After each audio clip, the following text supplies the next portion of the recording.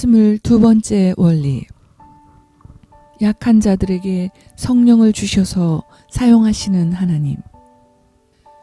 하나님께서는 권력이나 영향력을 가진 상류층 사람들이나 기량이 뛰어난 사람들을 찾으시지 않습니다.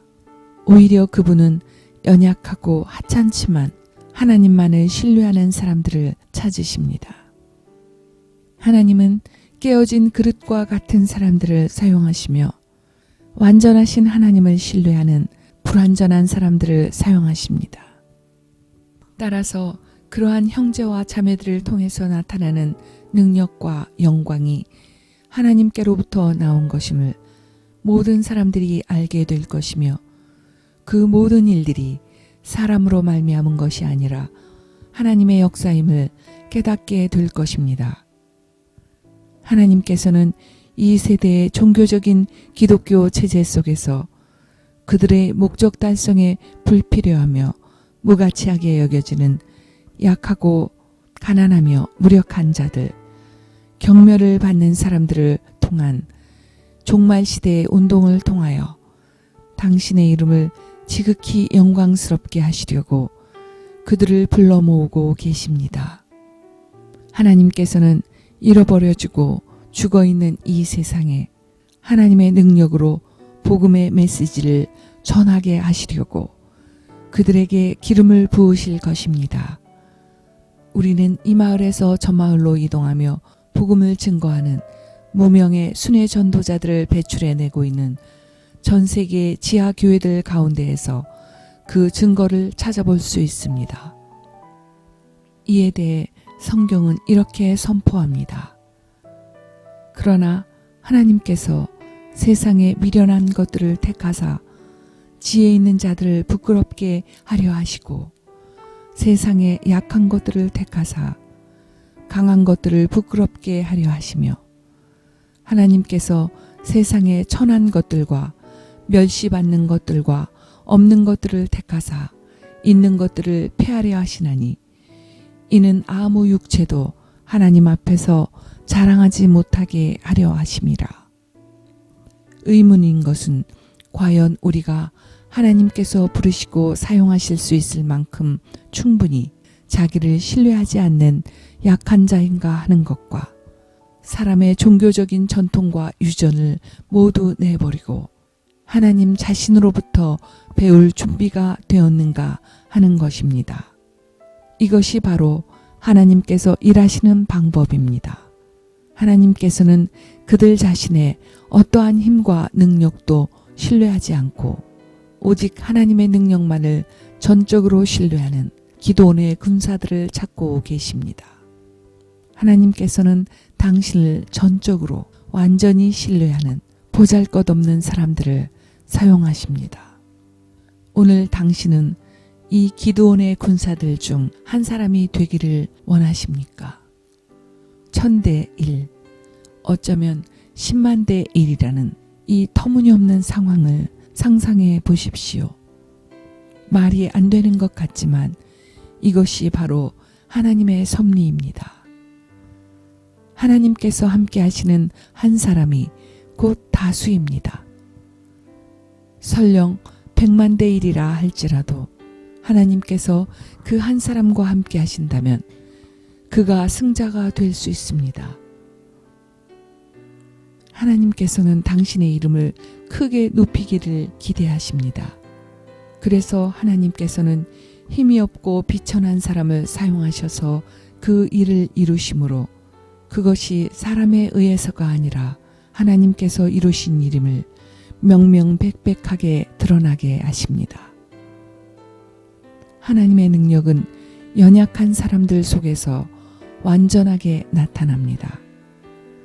하나님께서는 믿음을 가지고 보잘것없는 물매와 조약돌 몇 개를 손에 들었던 평범한 소년 목자였던 다윗을 부르셨고 친히 그를 위해 싸우셨습니다.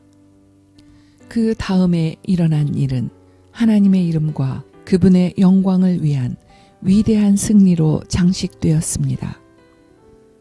하나님께서는 오늘날에도 수많은 다윗들, 사무엘들, 삼손들, 아브라함들, 기드온들을 부르고 계십니다. 연약하지만 그들의 본을 따라서 하나님을 신뢰하고 불가능에 도전할 믿음의 사람들을 찾고 계십니다. 하나님께서 함께 하시면 모든 것이 가능합니다. 주님께서 주권자이시며 주님께서는 특히 지혜 있는 자와 힘 있는 자들을 부끄럽게 만들기를 원하시는 당신의 뜻을 수행할 사람들을 일으키고 계십니다.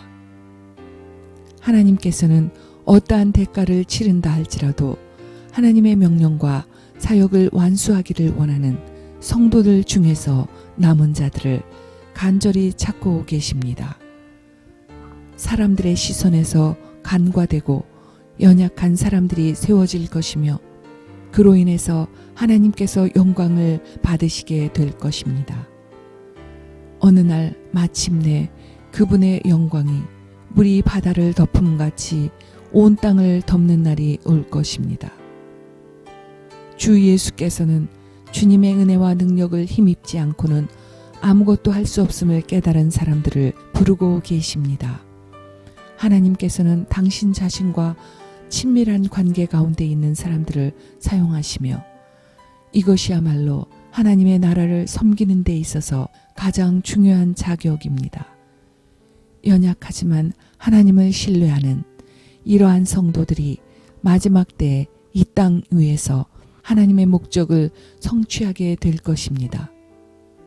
우리는 하나님께서 비록 하루 종일 일하지는 않았지만 마지막 1시간을 일하게 될 일꾼들을 일으키시기 시작하실 때 결코 하나님께 분개하지 말아야 합니다. 우리는 하나님께서 열방에 복음을 전파하는 일을 위해 그러한 사람들을 일으키시고 심지어 그들에게 더 큰 상속권을 주신다 하더라도 결코 다른 일꾼들이나 다른 사람들의 기름 부으심을 시기하지 말고 오히려 우리 자신의 삶을 향한 하나님의 뜻을 이루어드리기를 갈망해야 합니다. 하나님께서는 육신적으로 연약했던 바울 사도에게 당신의 말씀을 주셨으며 70명의 부족하고 머뭇거리는 제자들에게 당신의 왕국의 복음을 가지고 나가게 하셨습니다. 예수께서는 바울에게 불신자들의 눈을 뜨게 하고 어둠 속에서 빛으로 나오게 하고 사탄의 능력으로부터 하나님께로 그리고 죄 사함을 받고 하나님 나라의 상속자들이 되게 하는 복음의 전체 과정을 경험하게 하셨습니다. 예수께서는 교회를 세우는 데 있어서 매우 구체적인 가르침을 주셨습니다. 주님께서는 70명의 제자들을 둘씩 짝을 지어서 보내시면서 먼저 평안의 사람을 찾고 그 집에서 먹을 것과 잠자리를 제공받을 것과 그 지역에 있는 병자들을 고치고 귀신을 쫓아내며 제자를 삼고 침례를 줄 것, 그리고 배가하여 증식하는 교회를 세울 것을 명하셨습니다.